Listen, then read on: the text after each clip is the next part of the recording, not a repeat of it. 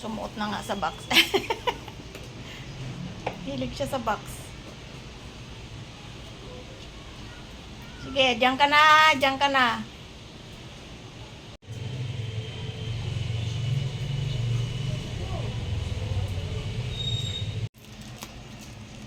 Ayan na, yung shampoo nyo dumating na. Kung gingging, naligo ka kanina, walang shampoo. Sabon lang. Naubusan ng shampoo si mama, oh. Kung gingging, ayan yung shampoo nyo, laki-laki, oh.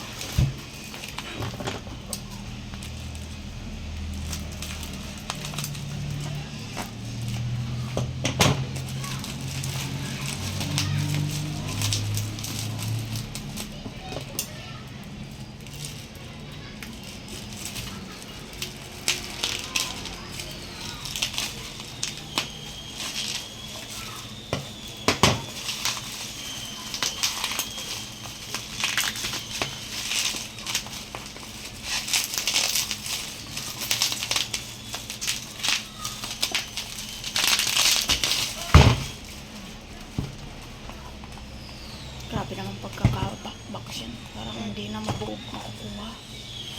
Para hindi mabasa. Ito anti-mangy. Bagong ano na naman. Antay-manggi.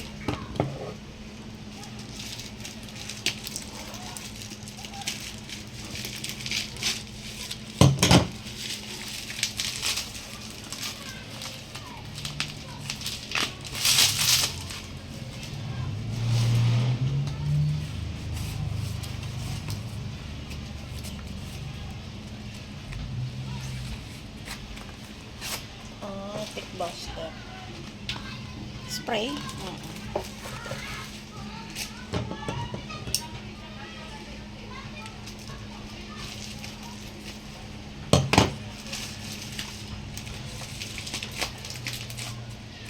Ipaw-paw. Ay, shampoo ni itim ma. Ah, okay. Pang itim na balahibo. Ganda.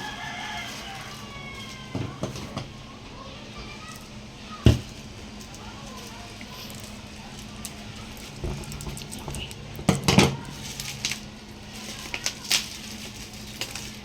Pang itim. Shiny ang balahibo ni itim kasi hindi nadadala sa Haba. Snow White. Oh, kay habang-bang. Pang Snow White. Glow Up Series. Galing. Ayan o, bago na naman ang inyong mga gamit. Anong masasabi mo, haba? Habang-bang. Anong masasabi mo? Itapon mo yung basura. Ayan na si Pau-Pau. Anong masasabi niyo sa mga shampoo nyo? Anong masasabi mo, haba, sa shampoo mo? Anong masasabi mo? Bukas maliligo ka? Oo, bukas maliligo ka. Kasi naka 1 week na kayo mula nung uminom kayo ng NexGard eh. Pwede nang maligo. So, ayan, may bago na namang shampoo. May spray pa. Sana maganda yan. First time nyong gagamit ng ganyan. Thick buster. Ito ay kahit sa kulungan pwede. Sa mga dog. Mga pusa. First aid treatment. Wala naman akong nakikitang kuto ng mga pusa eh. Kasi may ano naman sila. May effect pa yung nilagay, tinurok sa kanila ng sabet. Yan. Bukas ikaw naman ang liligo ha. O babay na ba? Baba! Baba! Ay, babay na daw, bambang! Bambang, bambang, bambang, bambang. Pakialaman niyang talbos ng kamote ni mama ha. Ayan, dumating na yung pagkain ninyong matatakaw kayo. Isyang! Andito na yung pagkain mo, oh. Kasabay sa mga shampoo ng mga dagol. Nyo.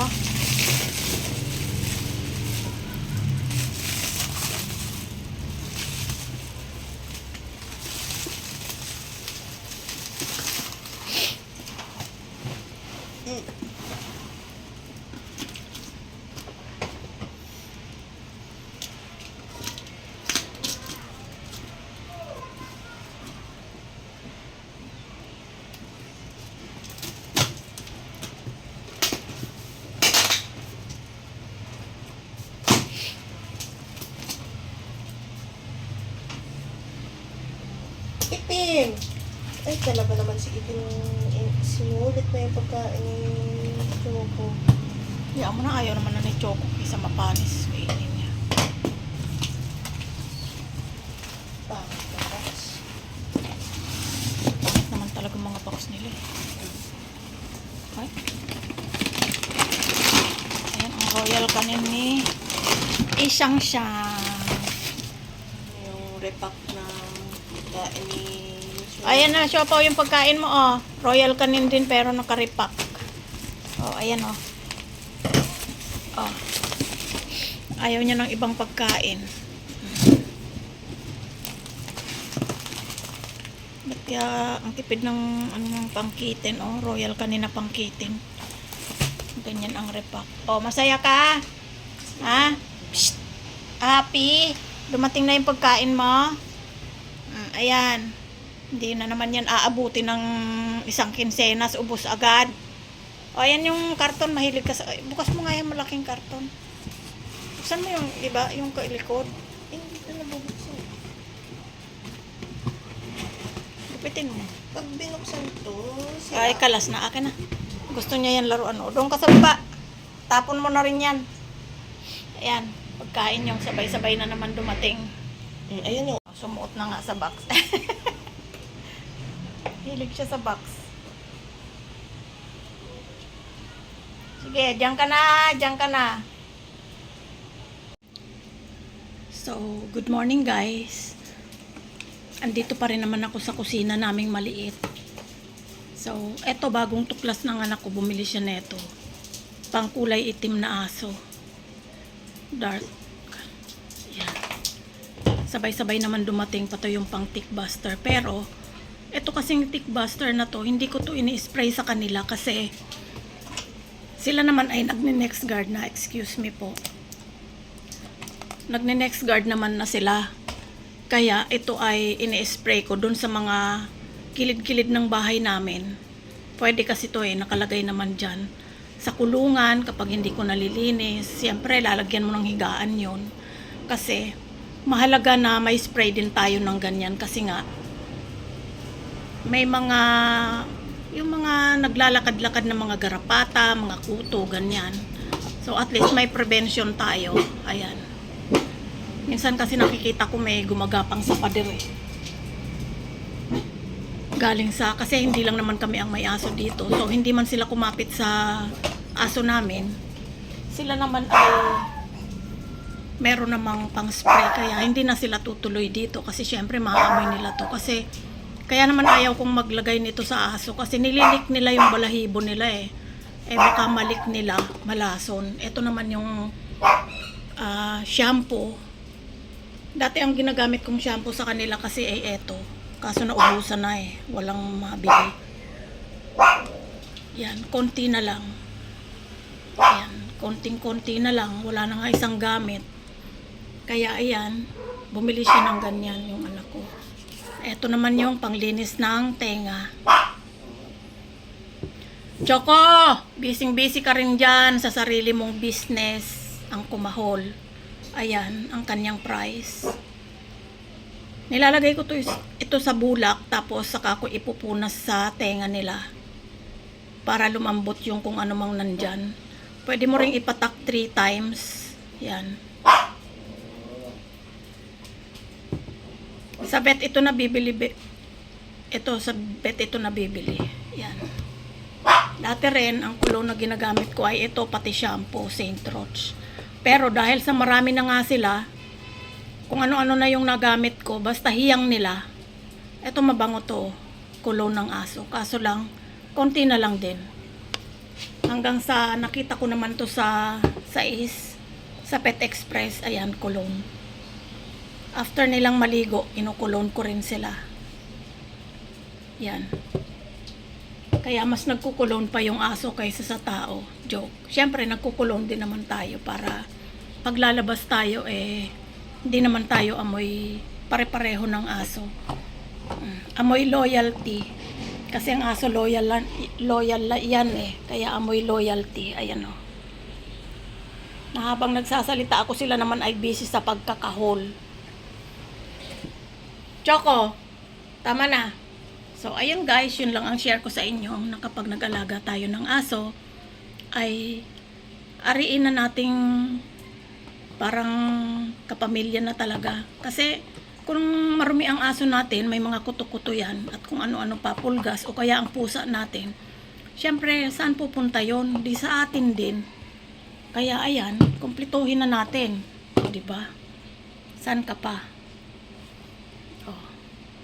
Kahit na medyo hirap tayo sa buhay, wala man kayong sponsor, may ate naman kayo na bumibili, di ba?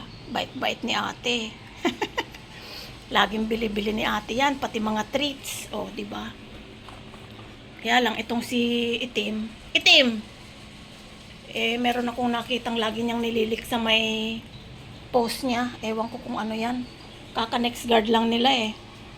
Hindi yata talaga maiwasan na ang aso. Ay parang tayo din, pagka medyo may mga pagkakataon na may mga kati-kati talagang hindi mawala. Parang ugali na rin nilang magdila-dila kung saan-saan. Ayan. Kaya kailangan talaga may mga gamit tayo na pang shampoo, pang anti-mangge. Mangge ba tawag dyan o mange?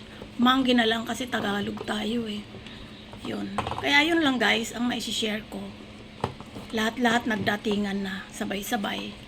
Mga next ano naman ay siguro yung mga pagkain.